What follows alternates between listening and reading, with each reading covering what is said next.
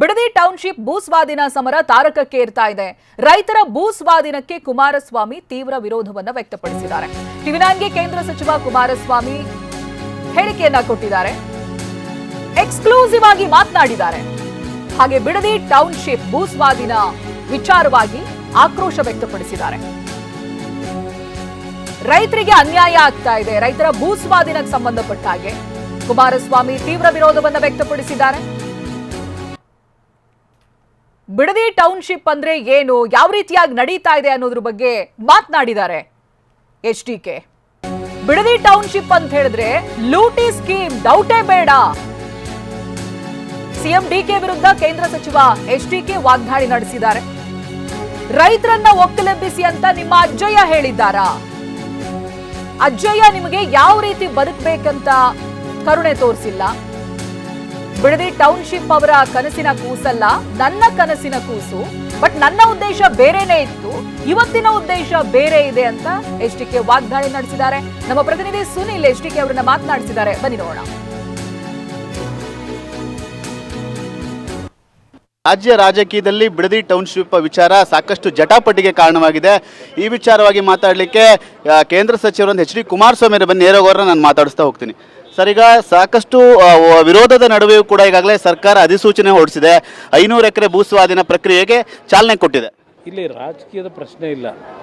ನಾನು ಮುಖ್ಯಮಂತ್ರಿಗಳಿಗೆ ಹೇಳಿರ್ತಕ್ಕಂಥದ್ದು ರಾಜಕೀಯಕ್ಕೋಸ್ಕರವಾಗಿ ಹೋರಾಟ ಅಲ್ಲ. ನಾನೀಗಾಗಲೇ ನಿನ್ನೆನೂ ಸಹ ಹೇಳಿದ್ದೇನೆ, ಇಂಥ ಫಲವತ್ತಾದಂಥ ಭೂಮಿನ ಇವತ್ತು ಭೂಸ್ವಾಧೀನ ಮಾಡ್ಕೊಂಡು ಏನು ಸಾಧನೆ ಮಾಡ್ತೀರಿ? ಇದೆಲ್ಲ ಒಂದು ಭಾಗ ಬಿಟ್ಟುಬಿಡಿ. ಇವತ್ತು ಅಲ್ಲಿ ಇದರ ಅವಶ್ಯಕತೆ ಏನಿದೆ? ಬೆಂಗಳೂರು ನಗರದಲ್ಲೇ ಇವತ್ತು ಸರಿಯಾದ ರೀತಿಯ ಮೂಲಭೂತ ಸೌಕರ್ಯಗಳನ್ನು ಕೊಡಲಿಕ್ಕಾಗದೇ ಇರತಕ್ಕಂಥ ಸರ್ಕಾರ ಅಲ್ಲಿ ಯಾವ ಮೂಲಭೂತ ಸೌಕರ್ಯ ಕೊಡ್ತೀವಿ ಅಂತ ಅಲ್ಲಿ ಅಕ್ವೈರ್ ಮಾಡೋಕೆ ಹೊರಟಿದ್ದೀರಿ? ಲ್ಯಾಂಡ್ ದಂಧೆ ನಡೆಸ್ಲಿಕ್ಕೆ ಅಷ್ಟೇ ತಾನೇ. ಇವತ್ತು ಬಿಡದಿಯ ಟೌನ್ಶಿಪ್ ಹೆಸರಿನಲ್ಲಿ ನೀವೇನು ಹೊರಟಿದ್ದೀರಿ, ಈಗ ಲೂಟಿ ಮಾಡ್ತಕ್ಕಂಥ ಕೆಲಸಕ್ಕೆ ಗೊತ್ತಿದೆ ನನಗೆ. ನಿಮ್ಮ ಹಿಸ್ಟ್ರಿ ಎಲ್ಲ ತಿಳ್ಕೊಂಡಿದ್ದೇನೆ. ನಾನೇನು ದಡ್ಡ ಏನೆಲ್ಲ ಮಾತಾಡಬೇಕಾದ್ರೆ ಇದನ್ನು ನಿಮ್ಮ ಬ್ಯಾಕ್ಗ್ರೌಂಡು, ನೀವು ಬಂದಿರತಕ್ಕಂಥ ಹಿನ್ನೆಲೆ ಇದು ಭಾಳ ಜನಕ್ಕೆ ಗೊತ್ತಿದೆ. ಗೊತ್ತಿಲ್ಲ ಅಂತ ನೀವು ತಿಳ್ಕೊಂಡಿದ್ದೀರಿ. ನಿಮ್ಮ ಬ್ಯಾಕ್ಗ್ರೌಂಡ್ ಎಲ್ಲರಿಗೂ ಗೊತ್ತಿರ್ತಕ್ಕಂಥ ಹಿನ್ನೆಲೆ ಒಳಗೆ ಇದು ಕೈ ಏನು ಹಾಕೋದಾಯ್ತೀರಿ? ಇದು ಕಾಂಗ್ರೆಸ್ನ ಸರ್ವನಾಶಕ್ಕೆ ಮುಂದೆ ಇದು ಫೌಂಡೇಶನ್ ನೀವು ಹಾಕೋತಾ ಇದ್ದೀರಿ ನನ್ನ ಅಭಿಪ್ರಾಯದಲ್ಲಿ. ಟೌನ್ಶಿಪ್ ಅಂದರೆ ಲೂಟಿ ಸ್ಕೀಮ್ ಸರ್? ಹಂಗಂದ್ರೆ ಲೂಟಿ ಸ್ಕೀಮ್ ಅಂತೀರಾ? ಅದರಲ್ಲಿ ಸಂಶಯನೇ ಇಟ್ಕೋಬೇಡಿ, ಲೂಟಿ ಸ್ಕೀಮೇ. ಯಾವುದೇ ಕಾರಣಕ್ಕೂ ನಾಡಿಗೆ ಅನುಕೂಲ ಆಗ್ತಕ್ಕಂಥ ನಿಟ್ಟಿನಲ್ಲಿ ಈ ಕಾರ್ಯಕ್ರಮವನ್ನು ಅವ್ರು ಮಾಡಬೇಕು ಅಂತ ಹೊರಟಿಲ್ಲ. ಇಲ್ಲೇ ಯಾತಿಗೆ ಬಿಡದಿಲ್ಲೇ ಯಾಕೆ ಮಾಡೋಕೆ ಹೊರಟಿದ್ದೀರಿ? ಇದು ಅವ್ರ ಕನಸಿನ ಕೂಸಲ್ಲ, ನನ್ನ ಕನಸಿನ ಕೂಸೇನೆ.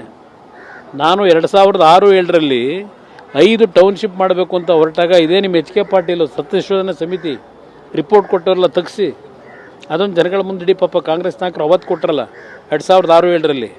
ಅವತ್ತಿನ ನನ್ನ ಉದ್ದೇಶವೇ ಬೇರೆ ಇದ್ದಿದ್ದು. ನಿಮಗೆ ನಿಜಕ್ಕೂ ರೈತರ ಬಗ್ಗೆ ಕಳಕಳಿ ಇರ್ತಕ್ಕಂಥವ್ರ ನೀವು ದಿವಸ ಇಲ್ಲೆಲ್ಲ ಹೋಗ್ತಿರಲ್ಲ, ನಿಮ್ಗೆ ಅಜ್ಜಯ್ಯ ಇನ್ನೂ ಕರುಣೆ ತೋರಿಸ್ಲಿಲ್ವಾ ಯಾವ ರೀತಿ ಬದುಕಬೇಕು ಅಂತೇಳಿ? ಅಜ್ಜಯ್ಯನ ರಕ್ಷಣೆ ನಿಮಗಿದೆ.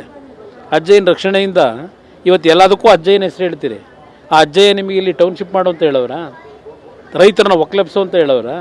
ನಿಮ್ಮ ಅಜ್ಜಯ್ಯನಿಗೊಂದ್ಸಲ ಕೇಳ್ಕೊಳ್ಳಿ. ಅಲ್ಲ ಸರ್, ಈಗ ಡಿ ಕೆ ಸುರೇಶ್ ಅವ್ರು ಏನು ಹೇಳಿದ್ದಾರೆ, ಇದು ಕುಮಾರಸ್ವಾಮಿ ಅವರ ಯೋಜನೆ, ಇದು ನಾವ್ಯಾರು ರೈತನ ಒಕ್ಲೆಬ್ಸ್ತಾ ಇಲ್ಲ ಅಂತ ಹೇಳ್ತಾರೆ. ನಮ್ಮದೇ ಯೋಜನೆ. ಯಾವಾಗ ಮಾಡಿದ್ದು? 2006ರಲ್ಲಿ ಮಾಡಬೇಕು ಅಂತ. ಅವತ್ತಿನ ವಾತಾವರಣ ಏನಿತ್ತು, ಇವತ್ತೇನಾಗಿದೆ ಅದನ್ನು ರೈತರು ಹೇಳ್ತಾರೆ, ನಾನು ಹೇಳೋದಲ್ಲ. ಅದಕ್ಕೆ ಉತ್ತರ ರೈತರು ಕೊಡ್ತಾರಲ್ಲಿ. ಸರ್, ರೈತರ ಹೋರಾಟಕ್ಕೆ JDSನ ನಿಲುವೇನು, ಕುಮಾರಸ್ವಾಮಿ ನಿಲುವೇನು?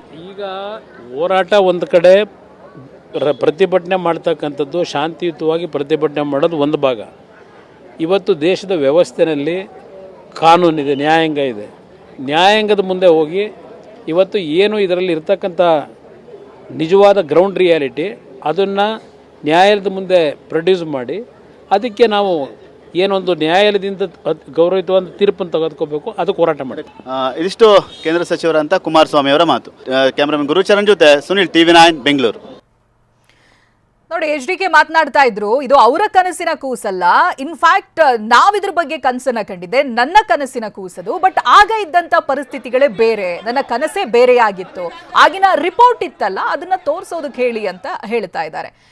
ವಿಚಾರ ಇಷ್ಟೇ, ಅದು ಫಲವತ್ತಾದಂತ ಭೂಮಿ, ರೈತರು ಯಾವುದೇ ಕಾರಣಕ್ಕೂ ಅದನ್ನ ಕೊಡೋದಕ್ಕೆ ಒಪ್ಪೋದಿಲ್ಲ. ಬಲವಂತವಾಗಿ ತಗೊಳ್ಳೋ ಪ್ರಯತ್ನ ಅನ್ನೋದು ಎಚ್ಡಿಕೆ ಅವರ ವಾದ.